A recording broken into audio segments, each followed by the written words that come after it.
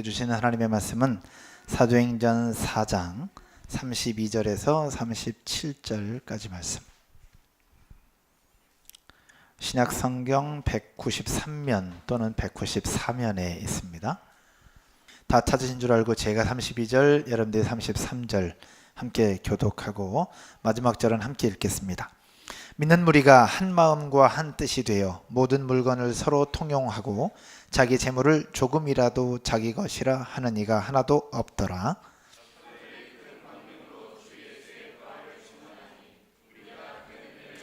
그 중에 가난한 사람이 없으니 이는 밭과 집 있는 자는 팔아 그 판 것의 값을 가져다가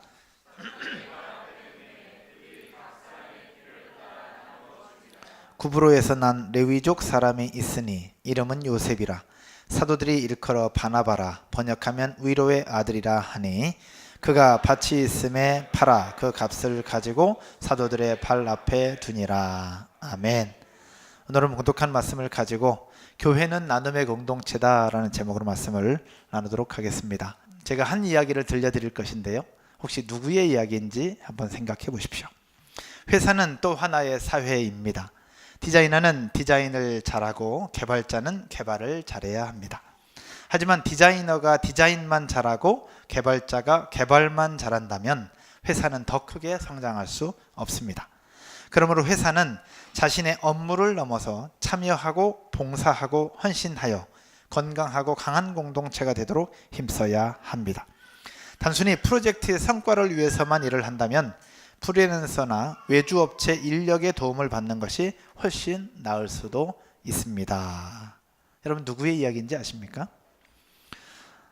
아마 아무도 모를 것입니다. 지난주에 여러분들과 나눴던 배달의 민족, 그 기업의 사원들이 하는 이야기입니다. 이런 사원들의 이야기를 기초 삼아서 만들어낸 11가지 중에 하나가 바로 무엇이냐? 쓰레기는 먼저 본 사람이 줍는다라는 이야기입니다. 그 이야기가 어디서부터 시작되었을까? 여기서부터 시작이 되었습니다. 우리 지난주부터 우리가 더 행복한 교인으로, 하나님 나라 백성으로 초지동에서 더 잘 살기 위해서 어떻게 될까? 지난주에는 하나님의 말씀을 묵상하는 큐티 부분을 함께 보았습니다. 오늘은 나눔에 대한 부분들을 함께 나누려고 합니다. 여러분, 회사는 또 하나의 사회입니다. 그리고 우리는 이러한 사회를 공동체라고 부릅니다. 공동체라는 진짜 말의 의미가 무엇일까? 사전을 한번 찾아봤습니다. 국학자료원 문학비평용어사전에서 나온 공동체라는 표현은 이러합니다. 사람들이 모여 하나의 유기체적 조직을 이루고 목표나 삶을 공유하면서 공존하는 조직을 일컫는다. 단순히 결속보다는 질적으로 더 강하고 깊은 관계를 형성하는 조직이다. 그러니까 하나의 그룹으로 묶어놨다고 공동체가 되는 것은 아니라는 거죠. 공동체는 상호 의무감, 정서적 유대, 공동의 이해관계와 공유된 이해력을 바탕으로 한 사회적 관계망을 핵심 내용으로 하는 또 하나의 사회를 일컫는다라고 정의하고 있습니다. 즉 공동체는 또 하나의 사회고, 그렇게 만들어진 공동체는 하나의 조직을 넘어서 끈끈한 무언가를 가지고 있다라는 이야기입니다. 그렇게 볼 때 우리 교회도 공동체라고 하죠. 그러면 교회를 공동체라고 볼 때에 우리 교회는 또 하나의 사회라고도 정의해 볼 수 있습니다. 처음에 얘기했던 배달의 민족의 이야기를 우리가 좀 나누게 되는데요, 배달의 민족에서 이야기하는 것처럼 우리 교회도 마찬가지입니다. 주일이 되면 목사는 여러분들과 함께 말씀을 나누는 설교를 합니다.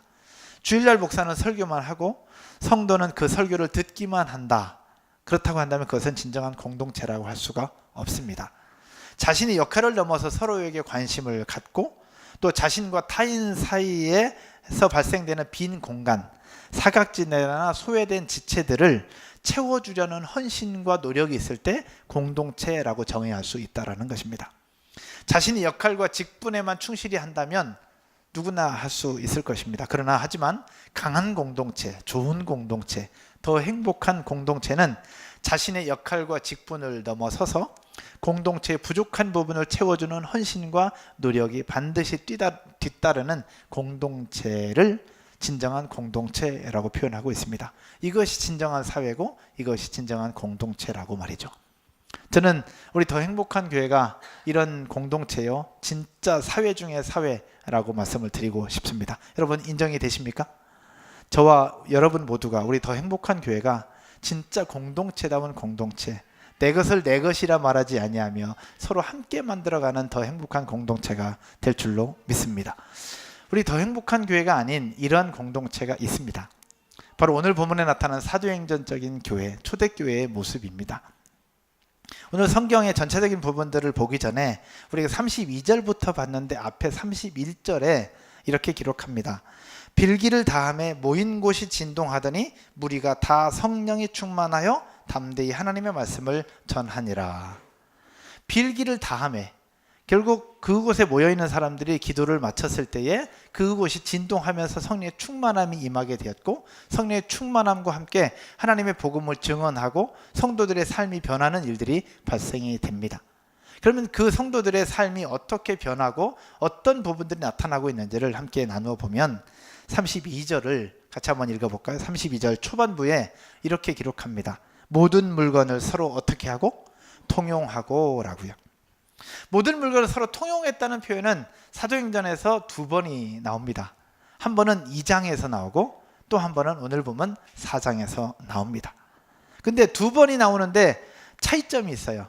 2장에서는 설교한 이후에 서로 통용했다는 표현이 나오고 4장에서는 기도한 이후에 통용했다는 표현이 나와요. 근데 차이점은 설교와 기도고 공통점은 뭐냐?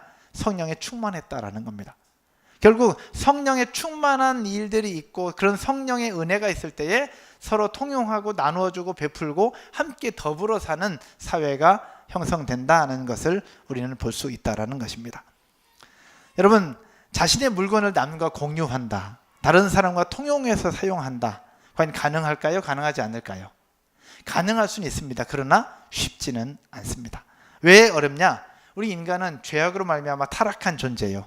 그 타락한 이후에 우리는 이기적인 존재의 모습을 갖고 있기 때문에 그러합니다.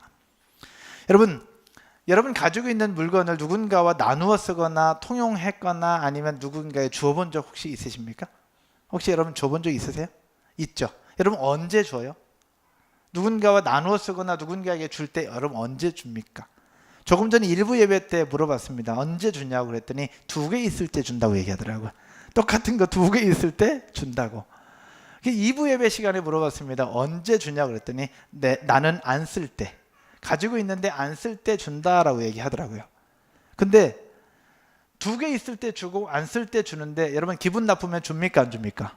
안 줍니다. 아무리 내가 2개여도 기분 나쁘면 안 줍니다. 아무리 내가 안 쓰더라도 상대방에 대해서 기분이 나쁘거나 내가 기분이 좋지 않으면 안 줍니다. 언제 주느냐? 기분이 좋을 때 줍니다. 이것을 영적으로 다르게 표현하면 은혜 받았을 때, 성령에 충만했을 때, 내 마음이 좋을 때 나누어 주고 베풀고 함께 더불어 사용을 합니다. 오늘 성경에서 나타나는 성령의 충만한 은혜가 있을 때 모든 물건을 서로 통용했다라는 성경의 기록을 보면서 이스라엘 백성들에게 있어서 그 당시에 초대교회 성도들에게 있어서 서로 나누어 쓰는 일에는 분명한 성령의 은혜가 있었구나라는 사실들을 우리는 볼 수 있습니다. 따라서 서로 나누어주고 베풀고 통용하고 함께 더불어 사는 모습은 인간적인 윤리적인 양심이나 어떤 공산주의의 이념과 같은 그런 것 가지고는 실천되지 않는다는 것을 우리는 알 수 있습니다. 과거 역사를 보면 우리는 알 수 있죠. 구소련 그리고 동구권에서의 공산주의의 모습들을 보면 우리는 알 수 있습니다.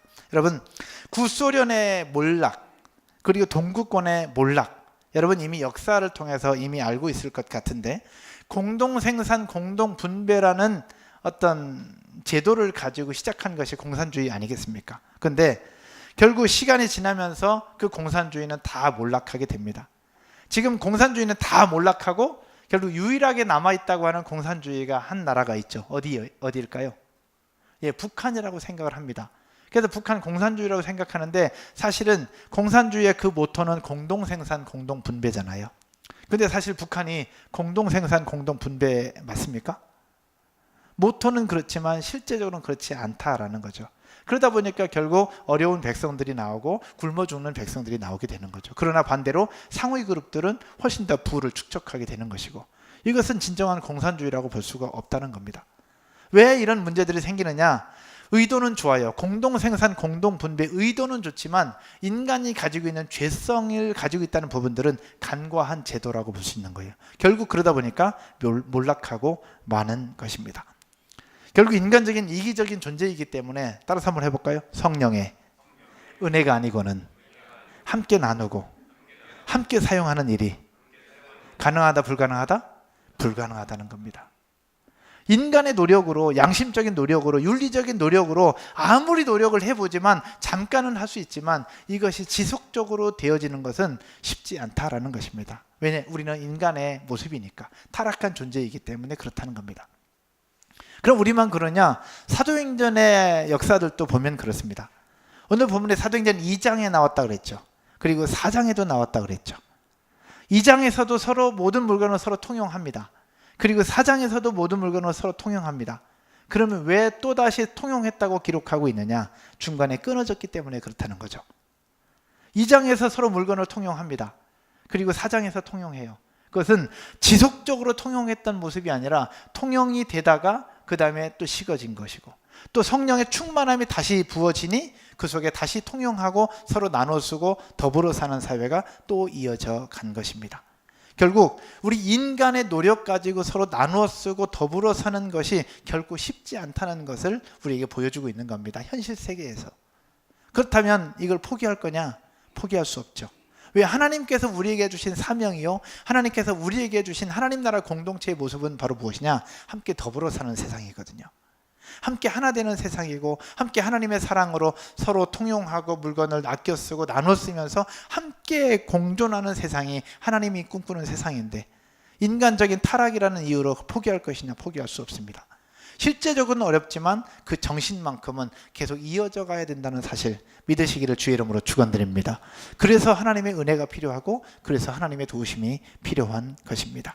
그래서 저는 여러분들과 오늘은 교회는 나눔의 공동체라는 제목을 가지고 함께 나누면서 성경 사도행전에 나타난 초대교회가 서로 모든 물건을 서로 통용하고 있는 재산을 팔아서 함께 더불어 사는 세상이 되어졌었는데, 결국 그것이 식어졌지만 그들 속에 그것이 남아 있었던 것처럼 우리 공동체 속에서는 그럼 어떤 나눔을 실천할 것이냐, 여러분들과 함께 나누어 보려고 합니다. 첫 번째로 따라서 한번 해볼까요? 영적인 나눔이 있어야 된다.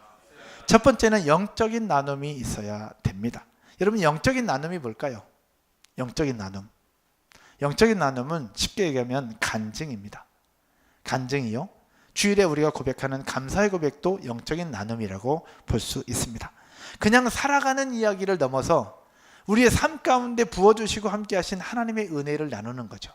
하나님이 어떻게 인도하셨는지, 하나님이 함께 하셨던 부분들을 함께 나누는 것입니다. 지난주에도 말씀드렸던 것처럼 하루하루 살아가는 우리 인생의 내비게이션이 뭐라고 그랬어요? 하나님 말씀이라고 그랬죠. 그래서 큐티가 필요하다고 말씀드렸습니다. 3년 만에 처음으로 우리 큐티 책이 지난주에 완판됐다는 건 여러분 아십니까? 3년 만에 처음으로 완판. 다음 달에도 완판됐으면 좋겠어요. 이 하나님의 말씀을 묵상하면서 하루하루 인생의 내비게이션을 따라 살아가는 것도, 이것도 중요한데, 이것과 함께 중요한 것이 무엇이냐? 치열하게 살아가는 우리 삶의 현장 가운데 나타나는 하나님의 은혜를 나누는 영적인 나눔이 있을 때에 풍성한 은혜, 풍성한 공동체가 될 수 있음을 믿으실 줄로 믿습니다. 하지만 반대로 하나님의 은혜를 나누는 것 중요한데, 하나님의 은혜를 나눈다는 이름 아래 하나님의 은혜가 빠지고 내 삶을 나누게 됩니다. 내 삶을 나누고 살아가는 이야기를 나누게 되죠. 그래서 포토볼류, 셀모임 할 때 포토볼류 한다고 웰컴, 월십, 워드, 워크로 시작하면서 웰컴으로 시작하는데, 하나님의 은혜는 빠지고 예수님의 임재도 빠지고 뭔가 다 빠지고 웰컴만 2시간 하다가 마무리 기도하고 집에 가는 경우, 이런 부분들이 우리 삶 가운데, 우리 모임 가운데 있지 않습니까? 여러분, 우리 모든 삶을 통하여 하나님의 은혜가 뒷받침되어 하나님의 은혜를 나누는 영적인 나눔이 우리 공동체 가운데 있게 될 줄로 믿습니다. 하나님의 은혜가 없이 내 삶만 나누면 무엇이 되느냐? 잘못하면 자랑이 되고, 잘못하면 잡담이 되어버리고 마는 거예요.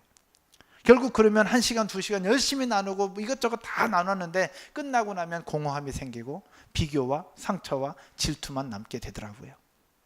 그러나 하나님의 은혜가 나누면 1시간이고 2시간이건 간에 하나님의 은혜가 나누어지면 그 속에서 영적인 은혜가 우리 속에도 채워진다는 사실 저는 수많은 시간들을 통해서 경험할 수 있었습니다. 사랑하는 여러분, 셀 모임을 통해서건 여러분 각종 모임을 통해서건 영적인 나눔이 풍성케 되어지기를 주의 이름으로 축원드립니다. 영적인 나눔은 자랑할수록 좋습니다. 많이 나눌수록 좋습니다. 오바라고 누가 얘기하더라도 영적인 나눔은 늘 하십시오. 이번 주에도 한 분과 이야기하는데 운전하다가 사고 날 뻔했는데 가까스로 피해졌다는 거지. 전 그러면서 하나님께서 자기를 지켜주셨다고 고백하는데 그 고백 속에 전 너무 감동인 거예요. 그냥 다른 사람들은 우연일 수 있는 거예요. 그러나 이분은 그 사고 날 뻔했던 그 순간을 가까스로 피한 것이 하나님의 은혜라고 고백하는 그 고백이 이게 영적인 나눔 아니고 무엇이겠습니까? 살아가면서 얼마나 많은 일들이 벌어져요. 그런데 그 속에서 그것이 하나님의 은혜였다고 고백한다면 그것이 영적인 나눔이고 이런 영적인 나눔을 통해서 우리 공동체는 더욱더 건강해질 줄로 믿습니다. 두 번째는요. 어떤 나눔이 있어야 되느냐? 따라서 한번 해볼까요? 정서적인 나눔이 있어야 된다. 정서적인 나눔. 여러분 정서적인 나눔이 뭘까요? 정서적인 나눔이 뭘까요? 쉽게 얘기하면 우리 마음에 힘을 주는 겁니다. 서로 간의 마음에 힘을 주고 용기를 주는 것이 정서적인 나눔입니다. 오늘 예배 끝나고 나서 우리 MG별로 모이죠. 우리 철규 MG는 이곳에서 모일 거예요. 이철규 이수와 MG는. 그리고 손주환 집사님, 박민현 집사님 MG는 3층에서 모일 거예요. 그리고 정표수, 정재선 집사님 MG는 한양대에서 모일 거예요. 능력도 좋아요. 한양대 통째로 전세를 냈더라고요. 한양대 통째로 전세를 내서 그 중에 가운데인 분수 잔디에서 모인다고 얘기하던데 이 세 군데에서 MG별로 모여요. 이 모임을 두고 정서적인 나눔은 무엇이냐? 함께 동참해 주는 것입니다. 이게 정서적인 나눔이에요. 근데 간혹 우리는 인간의 죄성 때문에 나 중심으로 살아가려고 해요. 나, 우리 가족, 우리 셀 모일 땐 좋아. 그러나 셀을 벗어나서 또 다른 그룹이 커지면 안 가려고 그래. 전체 교회가 전체 모일 때는 잘 안 가려고 그래. 그럼 우리 셀이 좋은 거지. 이 정서적인 나눔은 뭐냐? 우리 셀도 좋고 우리 가족도 좋지만 이렇게 모일 때 함께 모여주는 것. 앞선 리더들이 으쌰으쌰 할 때 함께 더불어서 도와주는 것, 함께 참여해 주는 것, 이게 정서적인 나눔인 거예요. 여러분 이런 공동체가 되어질 때에 그 공동체는 강한 공동체가 될 수 있습니다. 할렐루야. 우리 교회 개척 초창기에 무슨 행사를 하고 모임을 하게 되면 참석률 98%예요. 2%는 누구냐? 출산하고 나서 몸 푸는 중, 그 외에는 거의 대부분 다 참석이 돼요. 근데 교회가 커지고 성장하면서 하나씩 둘씩 빠지는 인원들이 좀 더 생겨나더라고요. 물론 상황은 이해할 수 있어요. 그러나 그룹이 커지면 커질수록 빠지는 인원이 점점 많아지는 공동체, 이거는 그렇게 좋은 공동체는 아닙니다. 정서적인 나눔이 정말로 많이 실천되어지는 우리 더 행복한 교회가 될 줄로 믿습니다. 또 정서적인 나눔 어떤 부분이 있을까요? 제 기도하는 것들이 있습니다. 이렇게 전 기도해 한번 따라서 해볼까요? 할 수 있다면 기쁨으로 하고, 하지 못한다면 불평하거나 비난하지 말라. 내가 할 수 있다면 기쁨으로 하고 할 수 없다면 불평하거나 비난하지 말라는 거예요. 예를 들면 그렇습니다. 우리가 아이들이 많은 교회잖아요. 저희는 아이들이 많은 교회예요. 그래서 한 선생님이 아이들 10명을 데리고 있는 반도 있어요. 근데 그래도 우리는 교사들이 많이 섬겨주기 때문에 그 정도인데, 만약에 우리가 생각해서 교사들이 더 부족해서 한 반에 20명을 데리고 있는 선생님이 있다라고 칩시다. 20명을 맡아서 섬기고 있는 선생님 힘들까요? 안 힘들까요? 힘들겠죠. 근데 안 할 수 없잖아요. 그리고 늘 섬기잖아요. 그럴 때 그 선생님 입장에서는 이렇게 하자는 거예요. 내가 안 할 수 없다면, 그리고 이왕 하기로 한 거 20명이지만 얘들과 한번 재밌게 놀아보자, 재밌게 해보자. 그래서 이왕 하는 거 기쁨으로 감사함으로 섬기는 공동체, 이게 정서적인 나눔이 있는 공동체라는 거예요. 할 거면 기쁨으로 하자라는 거죠. 근데 반대로 못할 거면, 안 할 거면 비평하거나 비난하지 말자. 이건 무엇이냐?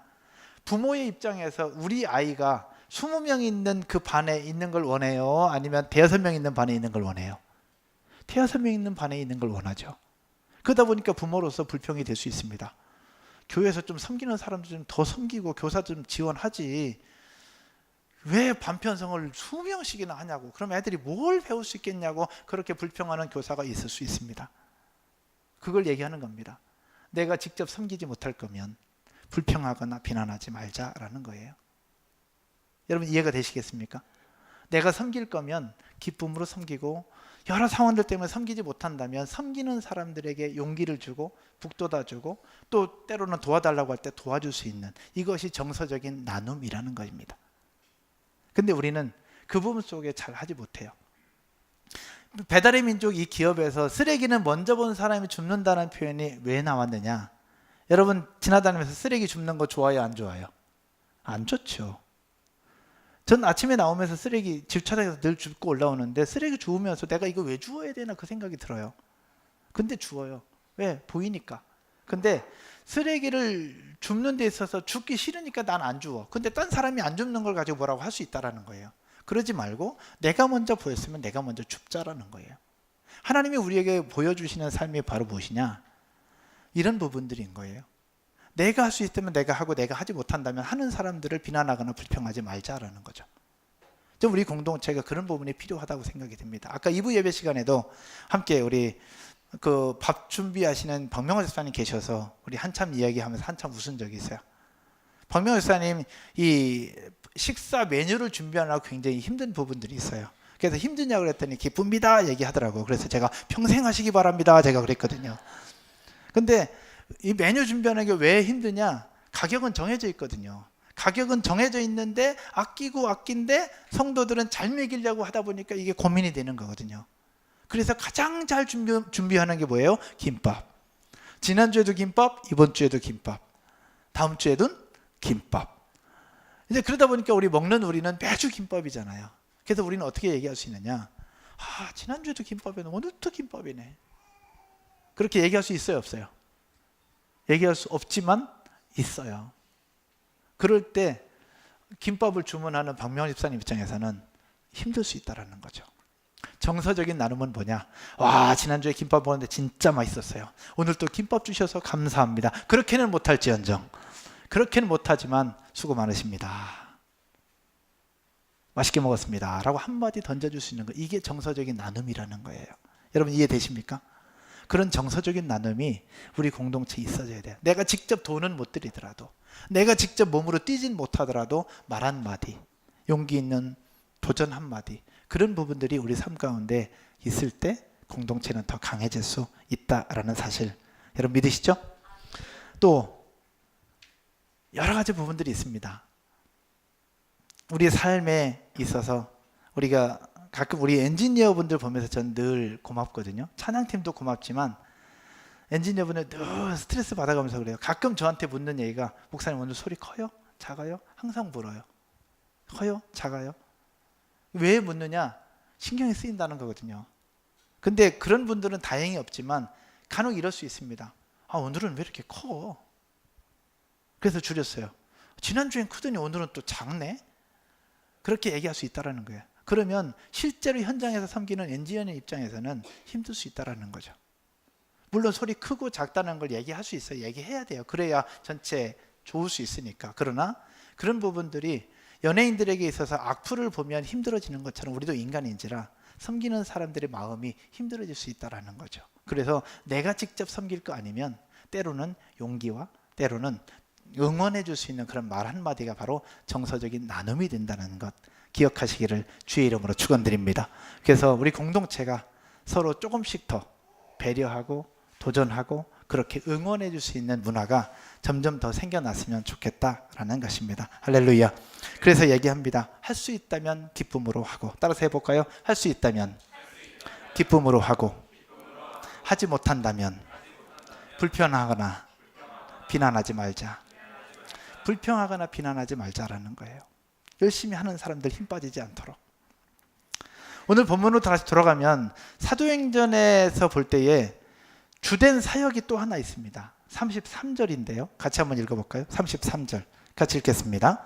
사도들이 큰 권능으로 주 예수의 부활을 증언하니 무리가 큰 은혜를 받아 라고 말씀합니다. 주 예수의 부활을 무엇하니? 증언하니. 증언이라는 단어가 중요합니다.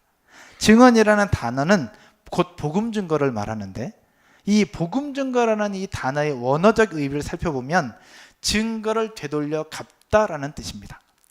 즉 증거를 되돌려 갚다. 다시 말하면 빚 갚는 심정으로 복음을 증거하는 거예요. 여러분, 빚 갚아야 됩니까? 안 갚아야 됩니까? 갚아야죠. 대출 담당하시는 분들은 빚은 늘리는 게 빚이라고 얘기하던데 빚은 갚아야 되잖아요. 그러면 복음 증거가 바로 증거를 갚는 부분이라고 표현할 때, 그럼 복음 증거는 해도 되고 안 해도 되는 게 아니라 반드시 갚아야 되는 것, 반드시 해야 되는 것이 복음 증거라는 것입니다. 결국 사도행전에 나타난 이 교회의 모습 중에 하나는 바로 복음을 증거하는 부분이 그 속에 있었다는 겁니다. 그러면 우리의 삶을 통해서도 이 빚을 갚는 심정을 가지고 복음을 증거하는 부분이 우리 삶 가운데 있어야 된다는 것이죠. 여러분, 우리 모두는 주님께 갚기 어려운 큰 빚을 지고 있습니다. 여러분 인정하십니까? 갚기 어려운 빚을 지고 있어요. 허물과 죄로 죽었던 저희들을 살리시기 위해서 예수님은 십자가에 못 박혀 몸을 내어 주셨습니다. 그 예수 그리스도의 헌신과 희생으로 우리는 구원을 받을 수 있었죠. 거기서 끝난 것이 아닙니다. 그 예수 그리스도의 희생과 헌신으로 우리는 이 땅에 살면서도 하나님의 복을 누릴 수가 있고, 나중에 천국에 갔을 때에도 영원한 영생을 얻을 수 있게 되었습니다. 이것이 바로 누구의 공로냐? 예수 그리스도의 공로입니다. 할렐루야. 그 예수 그리스도로 말미암아 우리는 영원토록 갚을 수 없는 빚을 지고 있는 거예요. 이것을 어떻게 갚겠어요? 목숨을 내어놓으면 갚을 수 있을까? 목숨을 내어놓으면 우리 끝나는데, 이걸 영원토록 우리는 갚을 수 없는 빚을 지고 있는 거예요. 근데 이 빚을 갚아야 돼요. 안 갚으면 안 되잖아요. 갚아야 되는데 갚을 수 있는 유일한 방법은 무엇이다? 바로 복음 증거라는 겁니다. 여러분, 복음 증거에 대해서 어떻게 생각하십니까? 복음 증거. 복음 증거하면 대부분 뭘만 생각하느냐? 우리 입술을 벌려서 전도하는 것만 생각을 합니다. 사형리를 전하고 예수님을 전하고 전도해서 교회로 데리고 오는 것을 우리는 복음 증거라고 생각을 해요. 맞아요. 틀린 건 아닙니다. 그러나 복음 증거함에 있어서 필요한 또 하나가 있는데 바로 무엇이냐? 따라서 해볼까요? 예수님이 사셨던 것처럼 나도 살면서 복음을 전하는 것. 복음 증거가 우리 입술을 벌려서 예수님을 전하고 사형리를 전하는 것만 복음 전도라고 한다면, 내성적인 사람은 평생 한 번도 입 벌려서 전도하지 못하고 그냥 죽을 수 있잖아요. 여러분, 내성적인 사람은 입 벌려서 전도하는 게 쉽지 않잖아요. 여러분들 중에도 있잖아요. 그러면 그 사람은 평생 죄책감 가지고 살잖아요. 한 번도 복음 전도 못했다고 하는. 그래서 복음 전도는 우리 입술만이 아니라 우리 삶으로 살아내고 실제적인 내 삶을 통해서 나누어주고 베푸는 것도 또 하나의 복음 증거라는 사실들을 우리는 기억해야 됩니다. 그래서 여기서 세 번째 나눔을 여러분들과 함께 나누려고 합니다. 첫 번째는 영적인 나눔이고, 두 번째는 무슨 나눔이에요? 정서적인 나눔. 세 번째는 실제적인 나눔입니다. 예수님이 우리에게 희생해야 된다고 말씀만 하신 것이 아니라 본인의 몸을 들여서 실제적인 희생과 실제적인 죽음으로 우리에게 보여주셨던 것처럼 우리의 삶을 통해서도 실제적인 나눔이 필요하다라는 겁니다. 어떤 부분이 실제적이냐? 오늘 성경 사도행전에서는 한 마음과 한 뜻이 되어서 땅을 팔기도 하고 재산을 팔아서 물질로 나눠주기도 하고, 또 사도행전 2장에서는 서로 물건을 서로 함께 먹고 집을 오픈하고, 그런 삶이 실제적인 나눔이 사도행전에서의 초대교회의 모습 가운데 나타났습니다. 그럼 우리의 공동체 속에서도 이런 실제적인 나눔이 필요한데 어떻게 나눌 것이냐? 사실 우리 공동체에 뒤져보면 이런 실제적인 나눔이 얼마나 많은지 몰라요. 굉장히 많습니다. 일들이 다 밝혀지지 않아서 그렇고, 그렇게 섬기면서 얘기 안 해서 그렇지 실제적인 나눔이 얼마나 많은지 모릅니다. 여러분, 저쪽에 커피가 있습니다. 카페 머신도 있지만 이쪽에 노란색 커피가 있습니다. 전 세계인이 좋아하는 커피 믹스. 우리 교회가 3년이 지나면서 저 커피가 떨어진 적이 거의 없어요. 아마 떨어지면 교회에서 살 텐데 교회에서 샀던 적이 한 번, 두 번 정도밖에 없는 것 같아요. 왜 교회에서 한 번, 두 번밖에 안 샀을까요? 떨어지면 누군가가 꼭 사다 놔요. 처음에는 사다 놨다고 저한테라도 얘기했는데 요즘엔 얘기도 안 하고 그냥 필요하면 사다 놔요. 그래서 요즘엔 누가 사다 놨는지 잘 몰라요. 저도 그냥 기도만 해요. 헌신하고 저렇게 사다 놓으신 분에게 하나님의 큰 은혜가 있기를 소원하면서 그냥 기도만 해요. 누군가의 헌신, 저런 게 실제적인 나눔입니다. 누군가의 헌신. 다음 주에 우리가 연합 셀 모임을 해요. 우리 MG 리더들과 연합 셀 모임을 한다고 할 때에, 그럼 연합 셀 모임 할 때 저는 항상 걱정되는 게 뭐냐면 타가봉사 누가 할 거냐라는 거예요. 근데 그 고민을 할 때 우리 주중에 모이는 셀에서 그럼 저희들이 섬길게요 라고 얘기하더라고요. 오케이. 그래서 그 셀과 사모님들이 함께 타가봉사하고 여러분들은 이곳에서 모임을 하게 될 겁니다. 그렇게 타가봉사 해주는 것, 이것도 실제적인 나눔입니다. 집회를 할 때, 부흥회를 할 때, 말씀 집회를 할 때 누군가가 아이들을 봐주는 것, 이것도 실제적인 나눔이고 봉사라는 거죠. 이것이 우리 안에서 넘어서 우리의 삶을 통해서 되어진다면 그게 또 하나의 복음 증거의 모습 아니겠습니까? 이런 실제적인 나눔이 우리 가운데 필요하다라는 것입니다. 여러분, 또 여러분 앉아있는 이 자리 세팅 누가 할까요? 이 예배 세팅 누가 할 것 같아요? 누가 하겠습니까? 전에는 저와 유 목사님 둘이 했습니다. 토요일날 해요. 뭐 어렵진 않아요.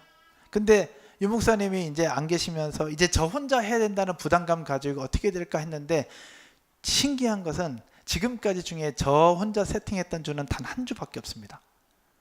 지금까지 토요일 날만 되면 누군가가 와요. 신기할 만큼 와요. 놀러 왔다가 세팅하고 가고, 셀 모임 하다가 세팅해놓고 가고, 또 이마트 왔다가 와서 세팅하고 가고, 신기할 만큼 누군가가 항상 와서 세팅을 해놓고 가는 부분들 보면서 우리 공동체에 대한 건강함과 자신감과 자랑스러움이 막 뿜뿜 나오는 거 있죠. 우리가 섬기는 더 행복한 교회, 그런 공동체입니다. 할렐루야. 근데 이젠 걱정 안 해도 돼요. 매주 토요일 날마다 고정적으로 섬기겠다고 하는 분이 나타나셨어요. 바로 신동원 집사님. 어디 계시지? 저쪽에 신동원 집사님이 토요일 날 자기는 다른 할 일 없다고 매주마다 와서 세팅하시겠다고 해서 어제부터 오셔서 세팅하고 가셨어요. 감사하죠. 이런 부분이 뭐냐? 이게 실제적인 나눔이에요. 그렇다고 이거 하는데 동원 집사님 돈을 내는 건 아니잖아요. 몸으로 열심히, 근데 몸으로, 시간으로. 이런 부분이 얼마나 감사해요. 너무너무 고마운 거죠. 어떤 분들은 와서 주중에 와서 그냥 왔다 안 가고 쓰레기통 비워주고 가는 분들, 또 싱크대에 와서 또 청소해 주시는 분들, 이런 분들이 실제적인 나눔이에요. 교회 학교 뭐 만들다고 하니까 와서 만들어주고 가시는 분들. 여러분, 우리가 복음 증거하는 것이 내 입술로만이 아니라 내 삶을 통해서 실제적인 나눔을 통해서 그 은혜가 흘러가면 그것이 또 하나의 복음 증거자의 모습이 된다는 것. 이건 우리는 해서 되고 안 해도 되는 것이 아니라 빚진 자의 심정으로 각자의 상황 속에서 감당해야 된다는 것입니다. 할렐루야. 그러면 교회에서만 하냐? 아니죠. 집에서도 하고, 주변 동네 분들하고도 하고, 또 시댁에 가서도 하고, 친정에 가서도 하고, 직장에서도 할 수 있는 것입니다. 이런 실제적인 나눔이 우리의 모습들 가운데 나타나게 될 줄로 믿습니다. 식사 섬김도 마찬가지고. 근데 이걸 준비하다 보니까 우리 공동체에 부족한 부분이 하나 보였습니다. 이 부분들이 우리 공동체에 좀 실천되면 좋겠다 싶어요. 무엇일까? 배달의 민족에서는 먼저 본 사람이 쓰레기 줍는다고 했는데, 저는 이렇게 말씀드리고 싶습니다. 따라서 해볼까요? 먼저 본 사람이 인사하자. 먼저 본 사람이 인사하자는 겁니다. 여러분, 우리 공동체 몇 명 되진 않습니다. 근데 이렇게 몇 명 되지 않는 공동체인데 모르는 사람이 너무 많아요. 앞에 서서 찬양팀에서 베이스하는 정호 집사님, 우리 교회 어른이 한 150명 정도 되는데 150명 중에 몇 명 정도 알까요? 아는 건 그렇다 치고 몇 명 정도 얘기해 봤을까요? 형제 중에서 30명, 20-30명. 그래도 많이 한 거예요. 근데 우리 공동체의 단점 중에 하나가 뭐냐? 잘 모른다는 거예요. 1부 예배 드리고 2부 예배 드리고 3부 예배 드리는 인원이 다 달라요. 그래서 예배 끝나고 각자의 위치로 다 가요. 그리고 예배 끝나고 나면 셀별로 모여서 밥 먹고, 또 셀별로 모임하고, 셀별로 청소하고 집에 갑니다. 그러다 보니까 우리 셀은 너무너무 친한데 셀을 벗어나면 잘 모른다는 거예요. 한 공동체인데 공동체에 모르는 사람이 너무 많다는 겁니다. 지난번에 제자훈련 수료시켰는데 수료자 명단이 16명이었는데 한 분이 그 얘기를 하시더라고요. 16명 중에 반도 모르겠다고. 수백 명, 수천 명도 아닌데 너무 모르는 사람이 너무 많다는 거죠. 이것을 어떻게 극복할까? 예배를 하나로 통합할까? 그것도 불가능한 일이고, 셀을 하나로 통합할까? 이것도 불가능한 일이고, 그럼 어떻게 할까? 그래서 여러 가지 부분들 속에서 MZ별로도 모이고, 또 남자끼리도 모이고, 자매끼리도 모이고, 각종 모임을 할 수 있지만, 이것과 함께 우리가 할 수 있는 부분 중에 하나가 무엇일까? 먼저 본 사람이 인사하는 거예요.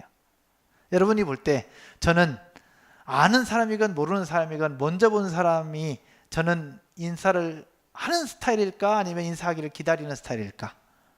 여러분이 볼 때 저는 하는 스타일입니다. 몰라도 그냥 합니다. 그래서 어떤 분들은 오늘 인사 3번 했습니다 라고 얘기도 합니다. 저는 몰라도 그냥 가는 스타일입니다. 근데 저 같은 사람이 몇 명이나 있을까요? 특별히 우리 공동체의 한 70% 정도 될까요? 한 70% 정도는 먼저 다가가기보다는 누군가가 와주면 맞이해주는 스타일이 우리 교회에 굉장히 많은 것 같습니다. 아니, 우리 교회뿐만 아니라 대한민국이 그렇습니다. 65%라고 보통 이야기를 합니다. 우리 교회도 마찬가지. 서로 친해지고 싶은데 내가 먼저 다가갈 용기는 나지 않는 거예요. 여러분 그렇지 않습니까? 먼저 친해지고는 싶어요. 그리고 나 빼고 다 친한 것 같아. 나 빼고 다 친한 것 같아. 나만 안 친한 것 같아. 근데 사실은 서로가 다 똑같아요. 그래서 오늘부터라도 먼저 본 사람이 인사하는 문화가 좀 시작됐으면 좋겠어요. 우리 옆에 분들 한번 인사 한번 할까요? 한번 인사합시다. 안녕하세요. 반갑습니다. 저는 누구입니다. 이렇게.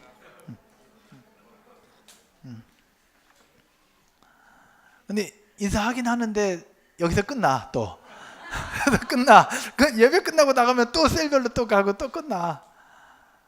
이 부분들이 우리만이 아니라 서로 인사하고 서로 나누는 부분들이 바로 우리의 서로의 모습들 속에서도 나타날 수 있다면 더 좋은 공동체, 더 행복한 공동체가 될 줄로 믿습니다. 정리해 볼까요? 첫 번째 무슨 나눔? 영적인 나눔. 두 번째는요? 정서적인 나눔. 세 번째는 실제적인 나눔. 그 속에서 우리가 조금 더 실천할 수 있으면 좋겠는 것, 먼저 본 사람이 인사하는 것. 근데 형제님이 자매님한테 먼저 인사하기 쉽지 않아요. 자매님도 형제님한테 먼저 인사하기 쉽지 않아요. 그래서 첫 번째, 형제는 형제끼리, 남자는 남자끼리. 그래서 이 남자를, 이분을 알면 그분의 와이프가 누군지도 이제 알게 되니 그렇게 하나씩 좀 더 관계의 폭을 넓혀가는 우리가 되었으면 좋겠습니다. 할렐루야. 말씀의 결론을 맺으면서요. 여러분, 사도행전에 나타난 서로 물건을 통용했다는 이야기가 2번 나왔다고 얘기했죠. 2장에서 한 번, 4장에서 한 번. 근데 이 공통점이 아까 뭐라고 말씀드렸어요? 공통점? 성령이 충만했을 때. 성령이 충만했을 때 이러한 나눔이 있을 수 있는 거예요. 우리가 여기서 말씀을 듣고 결단하죠. 그리고 해보겠다고 다짐합니다. 결단도 하고 해보겠다고 다짐도 합니다. 그러나 실제적으로 해보려고 그러면 쉽지 않아요. 한마디로 얘기하면 맨정신으로는 어렵다는 얘기예요. 누군가를 도와보려고 하지만 맨정신으로는 쉽지 않아요. 윤리적인 결심을 가지고도 하지만 이것도 쉽지 않아요. 하더라도 일시적인 행동에 불과합니다. 이것이 지속될 수 있는 유일한 방법 무엇일까? 따라서 해볼까요? 성령의 충만합니다. 성령에 충만할 때 나눌 수가 있는 거예요. 먼저 본 사람이 인사하는 것, 성격적으로 그럴 수 있습니다. 성격적으로 저 같은 사람. 그러나 내성적인 사람도 은혜 받으면 하게 되더라고. 조용한 사람도 은혜 받으면 하게 되는 거예요. 여러분 야구장 가잖아요. 야구장 가면 내성적인 사람 없잖아요. 거의 대부분. 야구장 가면 내성적인 사람도 다 소리 지르잖아요. 흥분되니까. 이런 흥분이, 이런 성령의 흥분이 우리 삶 가운데 있어진다면 우리 공동체는 배달의 민족보다 훨씬 더 건강하고 강한 공동체가 될 줄로 믿습니다. 근데 이런 성령의 충만함은 언제 나타나느냐? 31절 초반부에 뭐라고? 빌기를 다하매 라고 기록합니다. 기도할 때에 성령의 충만함이 주어집니다. 인생의 내비게이션 된 하나님의 말씀을 묵상할 때도 성령의 충만함이 있지만 하나님 앞에 기도하기 시작할 때에 성령의 충만함이 주어진다는 사실. 한 말씀만 하고 나눌까 합니다. 우리 리더 중에 한 분이 우리 공동체에서 기도하면서 하나님께서 보여주신 환상이 있습니다.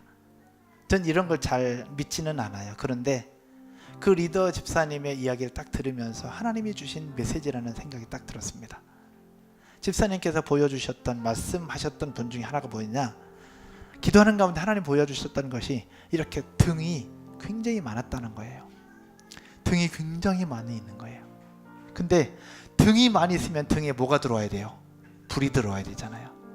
근데 수많은 등불이 있는데 불이 들어오지 않는 거죠. 누군가 하나가 스위치를 켜줘야 되는데 스위치를 켜는 사람이 없더라라는 거예요. 그 이야기를 딱 들으면서 저는 어떤 생각이 들었느냐, 스위치를 켜는 것은 바로 기도구나, 스위치를 켜는 것은 기도구나라는 생각이 들었어요. 담임 목사부터 스위치를 켜는 기도에 다시 도전해야 되겠다.